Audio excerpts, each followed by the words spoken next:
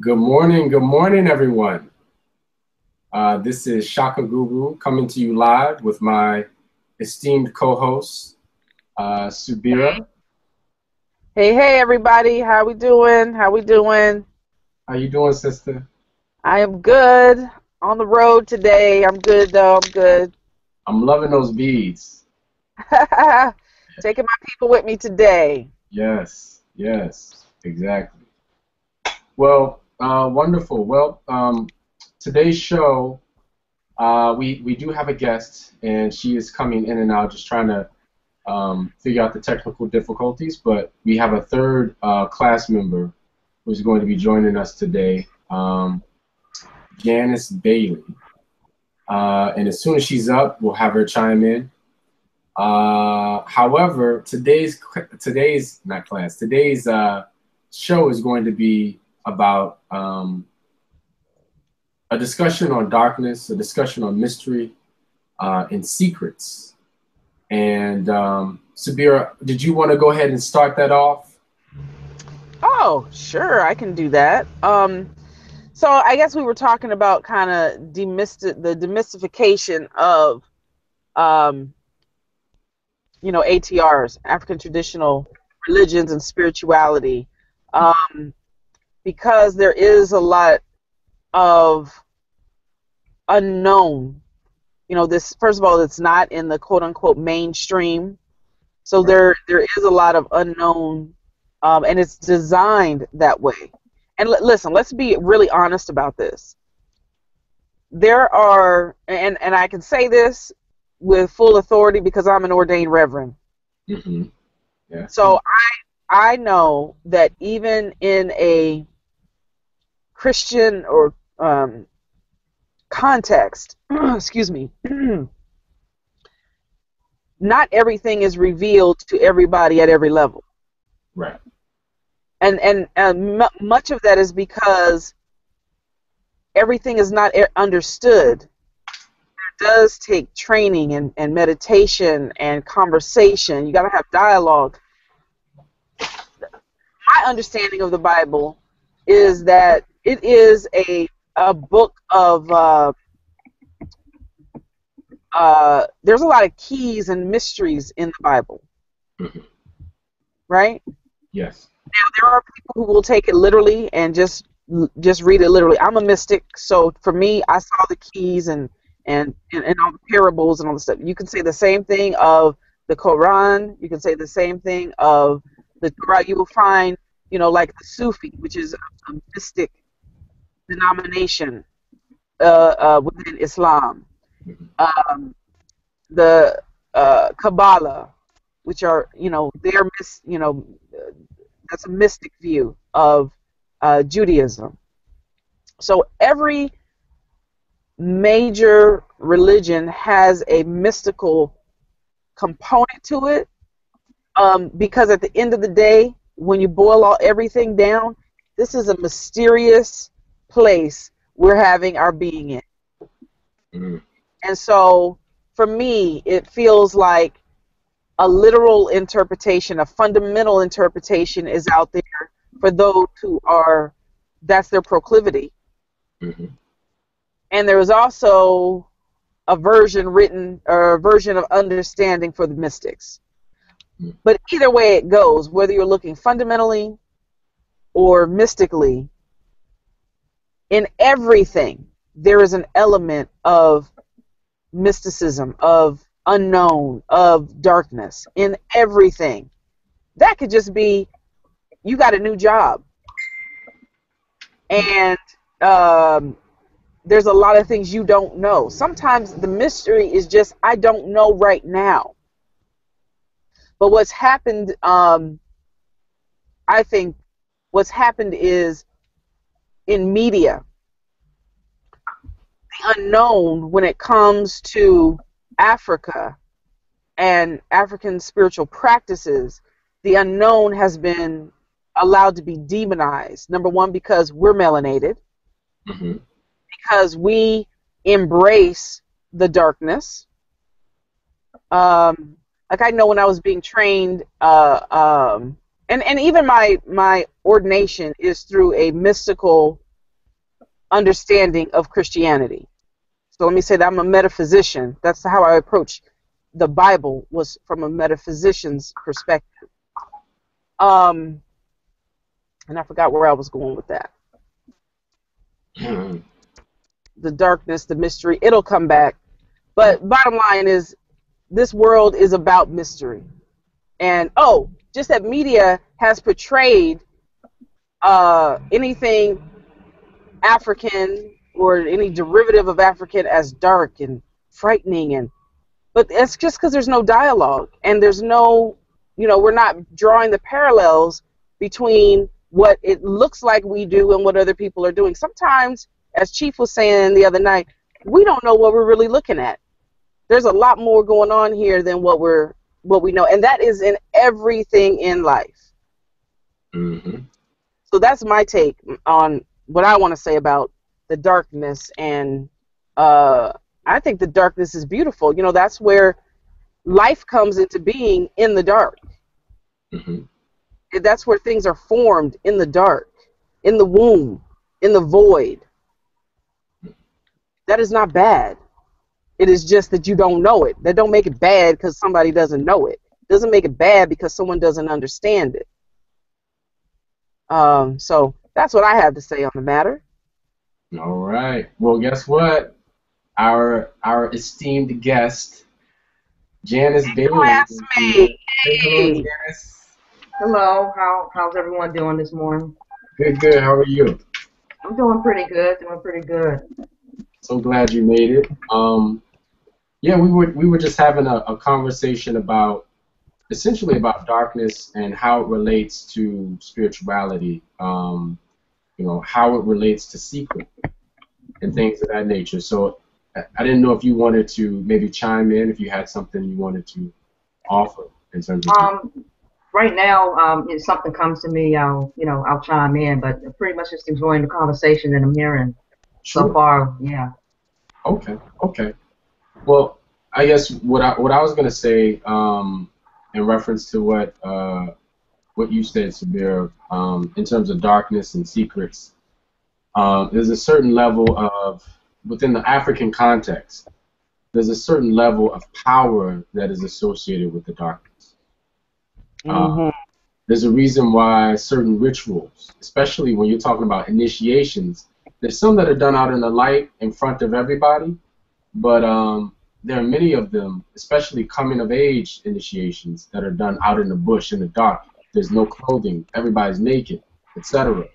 If you read Malidoma Some's book, what is it, of Water and Spirit?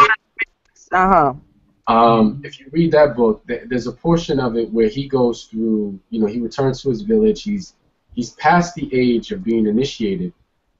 He's past being an adolescent, which is normally when they initiate people. And it's at that moment that the village is, trying to get him to be initiated so that he can kind of like, he can be welcomed into the village. And so when he goes through that initiation, they have to leave the village. They're naked. They're away from everybody for, let's say 30 days. And there are things that they go through where they're in caves, they're buried alive, all kinds of things. And there are things that he probably didn't even put in the book because the book didn't, talk about 30 days worth of things. It was like maybe 4 or 5 days. And the rest of those, even those other days, are secret. So there's a certain level of power that we associate with secrecy. Even with, when you think about how many people, how they come to maybe African religion. Sometimes people are looking to do things in the dark, whether it's to attract a relationship, or whether it is to, not to say that these are right or wrong. What I'm saying is, initially, one of the things that people think of when they think of, when they come to, the occult arts even, or metaphysics, they're looking to do things that are typically thought of as done in the dark, Another thing I wanted to say about the darkness is that you mentioned this earlier with, maybe Haitian voodoo or Vodun or Candomblé or any of these other religions that are African-centered or have an African origin, dark in some ways means primary. You know, you mentioned the womb, you mentioned the beginning, which is principle. You know, darkness, in a sense, even though it seems like a mischaracterization of, you know, what folks are actually participating in or their understanding, it seems like it, but it's not. It's almost like there is a bit of semantics going on even with the word dark, because essentially what they're trying to say is they're trying to say that this is where it all comes from. But they can see it in a way. It's almost like calling somebody a king, and we can make the word king a derogatory term if we wanted to. Yep. And over time, people will say, "Oh, you know, don't you call me no king." And then, but the truth of the matter is, the word king is still holds that specific vibration that means the person who's responsible for everything. So, I think you're onto something when you say that the darkness isn't bad, and that it is really hinting at the beginning. It is, and I feel like, you know, if we can become comfortable in the dark, you know, that's one of the things. Again, I'm a martial artist, right? So I'm thinking we start with a white belt. Mm-hmm. Yes. Start, you know, so there has to be that spark. We talked about that in class the other day when we were talking about seasons, right? Mm-hmm. So there is that spark of fire, which we could say is light.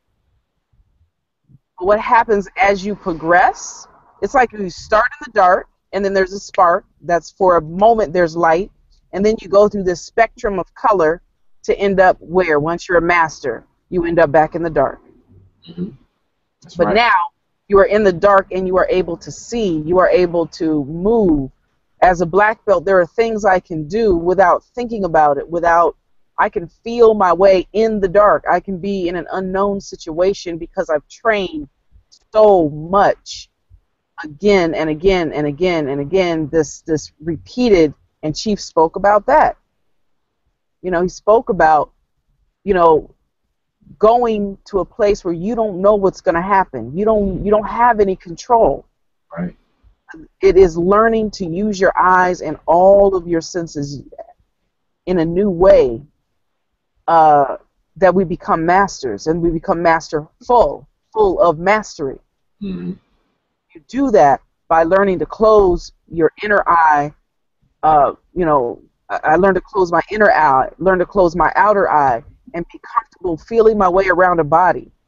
Mm-hmm. Knowing what to do do I need to kick here? You learn to use your ears differently, all of your senses. You can't develop that in the light because everything is given to you.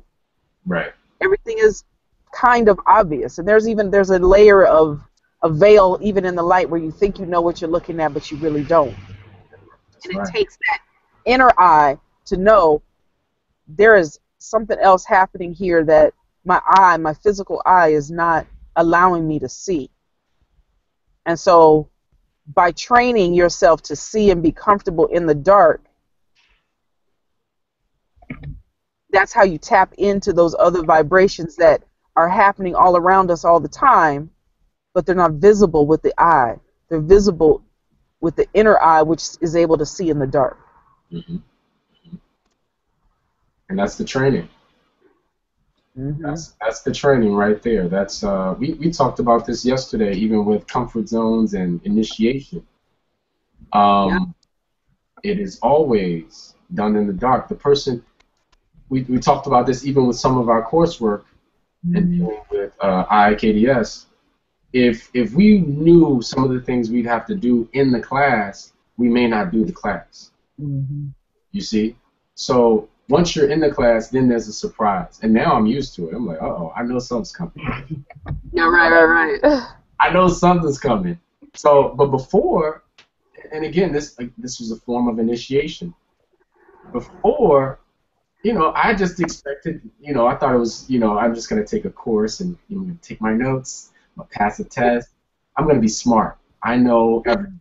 But that's not the way that it works here, because like you said, you're really fumbling around and acclimating yourself to that darkness, to that unknown. And Yeah. and you're setting up, really honestly, through your observations and through your record keeping, note taking, you are setting candles or lights in different areas and mapping out the landscape so that you're familiar with it, Good one. you know? That's good. That's good. Yeah. Yeah, I can definitely chime in there when you talk about with the classes and just being in darkness. It forces you to trust. Through some initiations that I went through in the past, there were certain parts of the initiation where I was just blindfolded, and it just forces you to like really have some trust in other people, which is kind of hard for a lot of people, and I would admit for myself initially. So it forces me to just like take a good look, at myself and concentrate, and like you said, to really get comfortable with that. So yeah, this is I think what you said there, Janice, is really important because it's not necessarily to get to the point of the initiation. Absolutely, we have to trust even the people taking us through, which we talked about this yesterday, Shaka. But Janice, do you think that it's also that the bigger lesson might be the initiate learning to trust themselves and learning to definitely. trust their environment and their senses, and that the spirits are around them and guiding them? Definitely, definitely. I definitely feel that. I went through a lot of that, and sometimes just being in the dark and in that situation, it forced me to be still and to kind of be quiet, because I noticed that when I get into that place when I'm in the dark, and it just forces me to just take a look at some things in my life that normally I just avoid. I'm so caught up in the day to day, with the day to day things that are going on externally. It forces me to trust in myself and to just pay attention to my feelings more and get comfortable. So yeah, I definitely agree with that. That was a hard lesson for me. Actually, it was kind of difficult when I went through it. And just to add on to that, right, when you talk about the blindfold and the different senses, much of what a person goes through during that white to black belt process spiritually is white belt is really, you find out you're a paraplegic in a sense. Like you don't have access. You don't have the access that you thought you had. You don't have the ability to feel that you thought you had. You don't have the ability to see that you thought you had, or feed yourself with. You don't have the ability that you thought you had. By the end of that, you've got some new limbs that are spiritual. They're not physical limbs per se. Right. You've got some. If you've grown up enough, and you talked about the seasons, you've gone from a baby to an adult. And so what does that mean? Obviously, we talked about responsibility, but that also means that you have relationships that you've put in place maybe with spirit. Whereas before, as a baby, somebody's giving you something. I don't even know if we had a baby stage in IKDS now that I think about it, because this thing is black belt from the beginning. Right. So this is an interesting conversation. I think the quote unquote white belt level, I think you had to probably go through those levels before you got here. I think in getting to know most people that are in our classes at IKDS, the people that I am developing relationships with, what I'm learning is, like there are people that have traveled all over this globe already. There are people that have done amazing things. We've all already been seekers for a long time. And so my feeling is, to get called here to find, because this isn't something that's just out there. Chief doesn't put his stuff just out. He's not all over the internet as yet. So to find him he's like a jewel that's out there that nobody knows about. Right. So I think that your spirits have to actually bring you to this, which means you have to have as you said, Jan, has been initiated into other things. And I don't mean other systems necessarily, but just been through some things in life. Mm-hmm. That life has initiated you to some things before you even get here. Exactly. So that's what I think. It's like you said, Shaka. I don't think there's a white belt, because we're all always beginning again when you start something new. But I think all of us kind of came with some color on our belt already, Mm-hmm. and we're starting at white belt level in a black belt type of curriculum. Right. Right. Yeah. Janice, did you have anything else to add? No, I definitely agree with that. I think that my past experiences has been, as Subira said, like a white belt, and all the different levels of belts. It's definitely prepared me to some degree for what, but not totally for what we're experiencing now in class. But it was definitely spirit led, for me to get here, because like she said, Chief is not as of yet all over the internet, so it just seemed like a divine guidance that I found this, because this fills a lot of gaps and a lot of voids that I was missing in previous situations, and different initiations and just things I was looking to gain. So definitely, without having that foundation, I think I would have been in a different place. But the past experiences were definitely a good foundation to bring me here to now what's like the black belt type training. So, yeah, I'm definitely thankful for that. All right. How about any dreams? Anybody have any dreams last night? I had a dream. It wasn't last night, it was the night before last, and I was still trying to mull it over. I was like, what does this mean? It was pretty interesting. To get to work, I catch the train, the metro. And usually, when I get on, it's just like a straight shot. So in this particular dream, for some reason, instead of me just getting on the train and riding to the end of my destination, just one straight shot without having to transfer, for some reason, I got off midway and started to take a very long, roundabout, crazy way to get there. So, I got off midway and then started taking different buses and walking and just doing all types of crazy things to get to work instead of taking the direct path. And, in the dream, I found myself, some gentleman, who I couldn't identify in the dream, he pulled me to the side and he said, "Sister, why are you taking this way to work?" He said, "I see you every morning. You always take the straight route, and I see you get off at work. But for some reason today, I saw you walking, catching buses, doing all of this roundabout way to get to work." And I sat there and I looked, a little puzzled. And I said, I don't know. I said, I think I said something like, I'm taking a new medicine and it's made me drowsy, so I just wasn't in my right mind, and I was just, walking around, aimlessly. So then I woke up. And I was thinking to myself, what does that mean?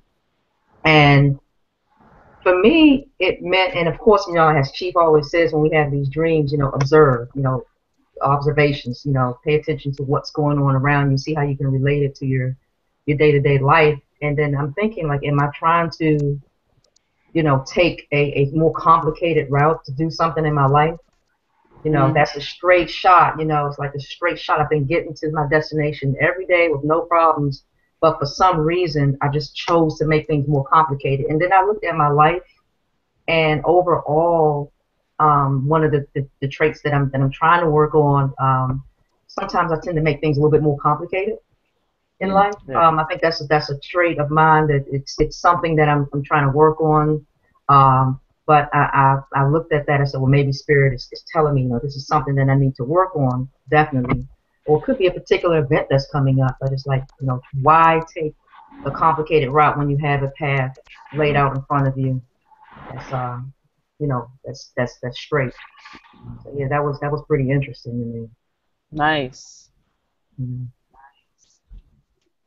Well, I had a dream last night that I was learning to drive like a big rig, 18-wheeler. I don't know how many wheels it had, but it was a lot.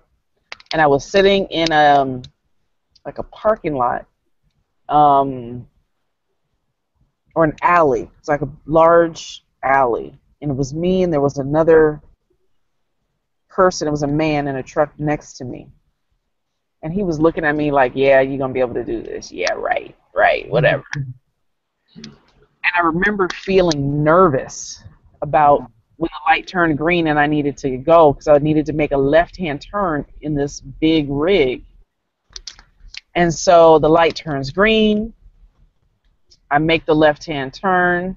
And when I did, I ran into a pole. And the rig flipped over. Like the front of it was like twisted.